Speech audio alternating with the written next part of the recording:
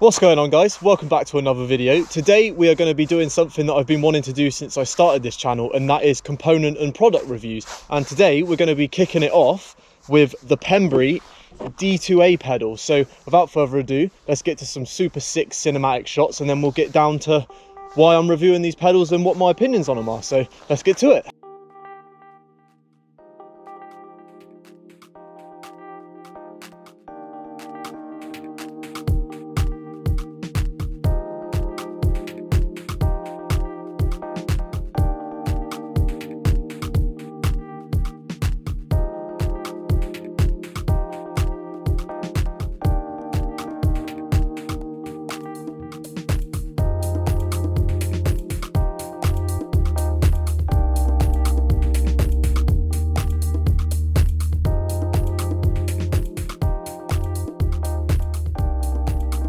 So as you can see from those really nice beauty shots I got of the pedals, they look absolutely amazing. The anodized colour just absolutely pops, and their design is really cool.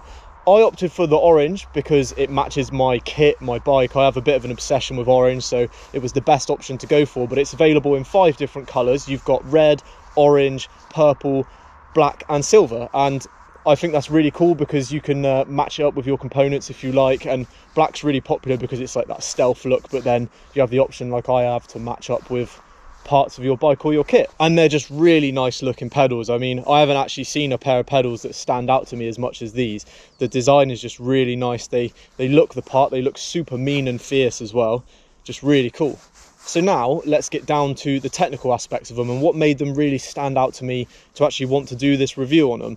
So the D2A pedal is manufactured by Pembree, which is a British company based in East Sussex, and the company's ethos is to make environmentally friendly bike components, and their policy is zero carbon, and we'll get into that a little bit later, but we'll actually get into the technical aspect now and why I actually wanted to review them. So the pedal body itself is constructed from aircraft grade aluminium. This is supposed to be stronger and more durable than the standard aluminium that other companies use on their pedals. Each side of the pedal has 10 stainless steel pins for grip. They're quite meaty looking, so they should give a good grip. And the bearings are IGUS JSM internal and SKF external bearings to hopefully give a smooth ride. They feel nice and smooth as I'm spinning them. And the pedal is completely serviceable. You can pop the end off, take everything out, all the bearings are replaceable. And the pedal itself comes with a 5-year warranty, and the bearings come with a 2-year warranty. So if you were to have any problems within those time frames, Pembree would sort the pedal out for you. The pedal itself is 100% carbon neutral, following the ethos of the company itself, which is really cool. That's a really cool feature about this pedal that we'll touch on in a little bit more detail. And the D2A pedals weigh in at 450 grams, which compared to, say, Hope's F20 pedal, which is another British company, the F20 is 390 grams. So it's a little bit heavier, but we'll discuss about whether I think that actually matters. I think it will matter to those people who are super tight on their weight and want to have the lightest bike ever, but for stuff that I'm doing with the big jumps and the downhill, it's quite good to have a burly pedal, I think. So that didn't faze me at all, really. So now that we have the technical specs and what actually makes up the pedal out of the way, I want to talk about Pembree as a manufacturer. And the thing that really jumped out at me and made me want to review these pedals was the fact that they are 100% carbon neutral. And this is massively important. We all know that pollution is happening and global warming is happening, and big manufacturers need to start looking forward into the future and think about how we're going to preserve the environment, because without the environment, we wouldn't be able to do the sport we love. We wouldn't have these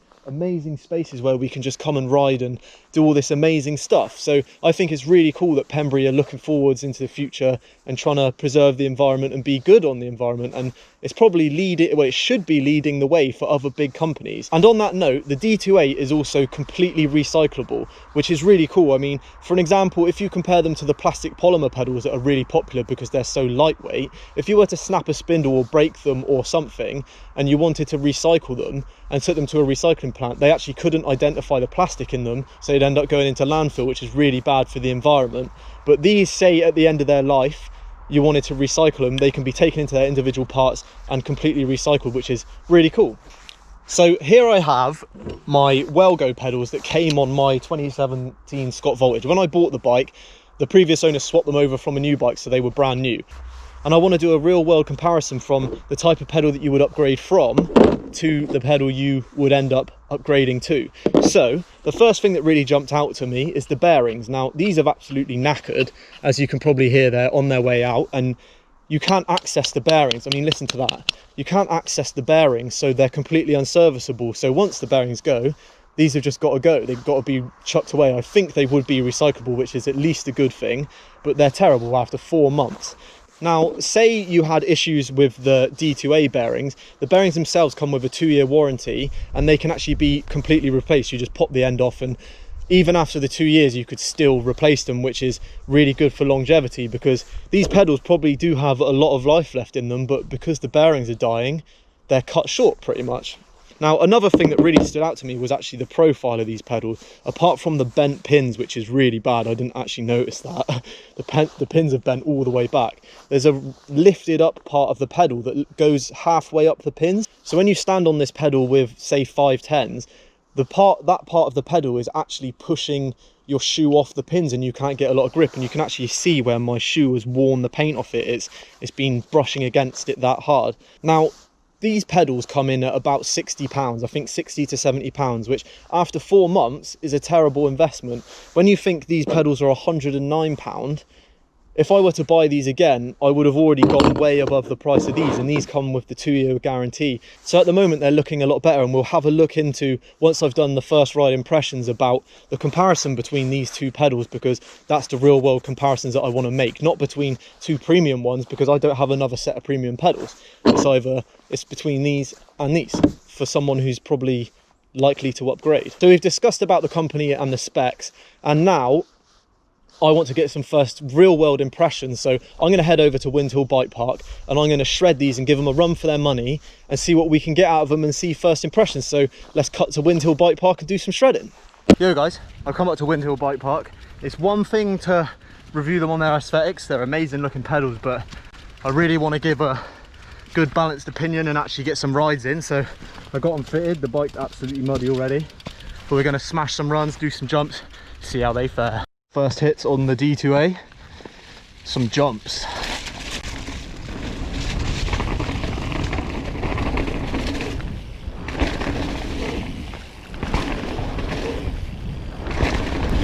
Super grippy. I'd usually be getting kicked off the pedals on braking bumps with my cheap well goes. These are running so nice.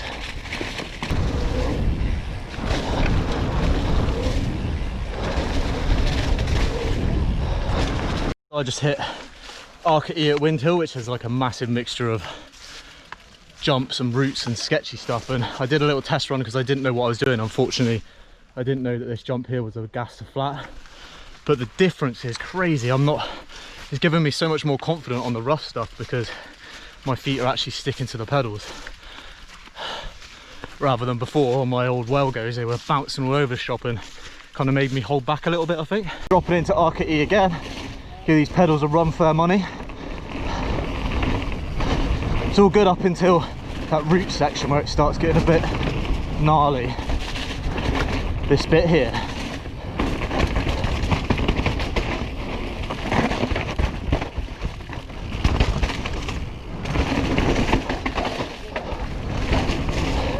Feeling stable over the jumps.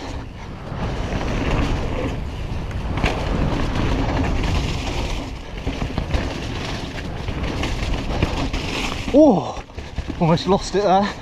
Feet still on though.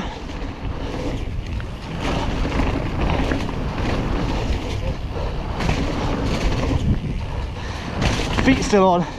Braking bumps. Dealing with them perfect. Little double. And then this big gas to flat.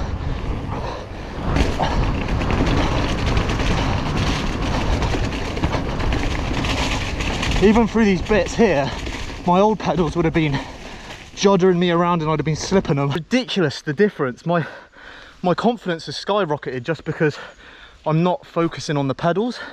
I'm focusing on where I'm actually going. It's weird to get used to, but I swear I'm going faster. But now I'm going to try an even, whoa, he fell off. Going to try an even gnarlier line, which is like insane roots and drops and stuff. For the first couple runs, I'm mega impressed. Getting them nice and dirty.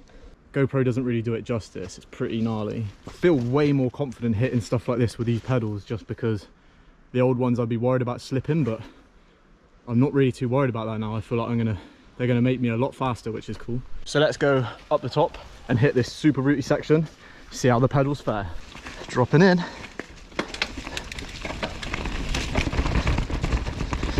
Oh, did slip a pedal then, but it's hardly ideal settings. Got my feet on sturdy now, coming in hot.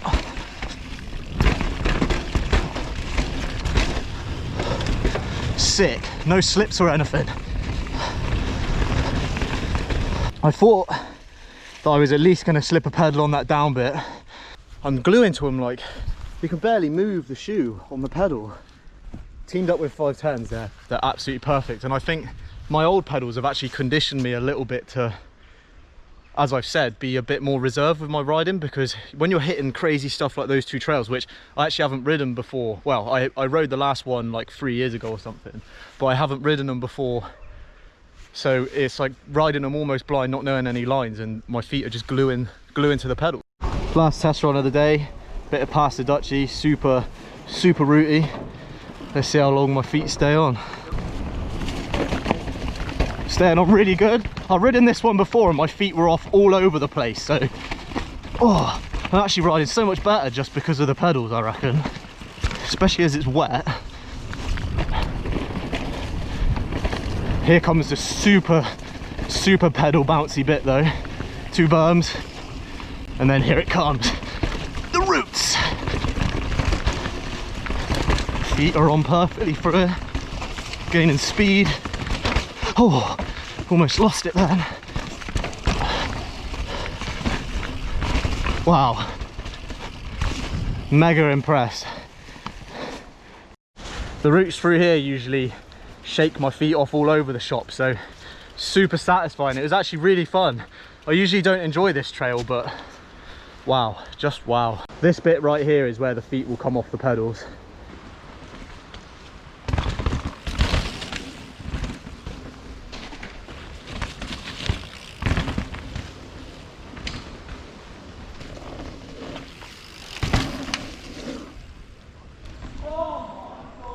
So now it's starting to get pretty dark. We put these pedals through their paces.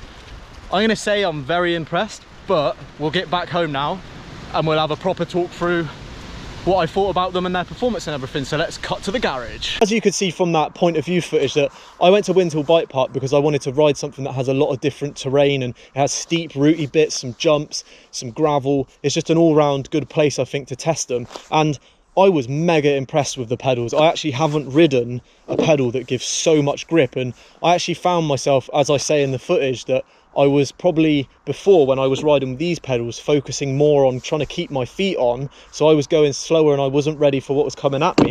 But when I had these on the bike, it took a couple rides to get used to it, but I was able to really look forward and expect what is coming at me without having to worry about slipping pedals. And those of you that have watched all my videos, it's been a very common thing for me to go, oh no, I've slipped a pedal, and that's a nightmare, and it's actually really dangerous. So grip wise, these are absolutely amazing. I had no issues with them at all. The one thing I would say is that the anodizing has already started to wear off, and I don't know anything about anodizing, but I think I would expect it to last a little bit longer. Windhill is quite gritty, so I personally don't know, but I don't really mind either because it's wearing where your foot goes, so it's not a big deal to me, but whether that bothers you or not, I don't know. So to summarize with these pedals, I'm super impressed, and I actually think these are the best pedals I've ever ridden on, and I think they are completely worth the £109 price tag. When you think about the environmental friendliness of them and the fact they're a completely British company based in East Sussex, it's amazing. And I think the way they are blazing the way with this whole environmental friendly 100% carbon neutral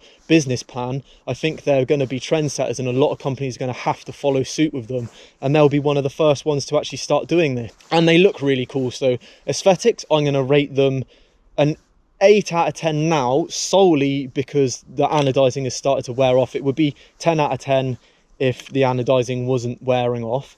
And performance, they are rated 10 out of 10, because as I said, when I paired these with the 510 shoes, it was like riding clipless shoes. It was absolutely ridiculous, and it made me ride a lot more confidently. So yeah, 10 out of 10 for performance, which is amazing. And also, as well as performance and aesthetics, the price. And I think these are definitely worth the £109 price tag. After all the grip they've given me, the confidence they gave me with the riding, I would definitely recommend them to a friend, and that's really important. And as a little bit of a testament to them, they now have 2 pro riders riding for them.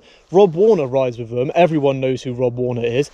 And Darryl Brown also rides for them, and they're both absolute shredders. So that's a little bit of a backup on my opinion, I think, is that they ride them. Now, if you guys want to see more videos like this, drop a comment below and let me know what you want me to review, and let me know what you think, because this is actually my first product review. So any opinions, any comments would be really appreciated. And be sure to like the video and hit the subscribe button and the bell button next to it to be notified when I post more cool videos like this. Don't go anywhere, guys. There's so many more videos. I've got loads of riding videos banked up for you to watch, and coming up are some recommended videos, guys. Cheers for tuning in, and I'll catch you next time.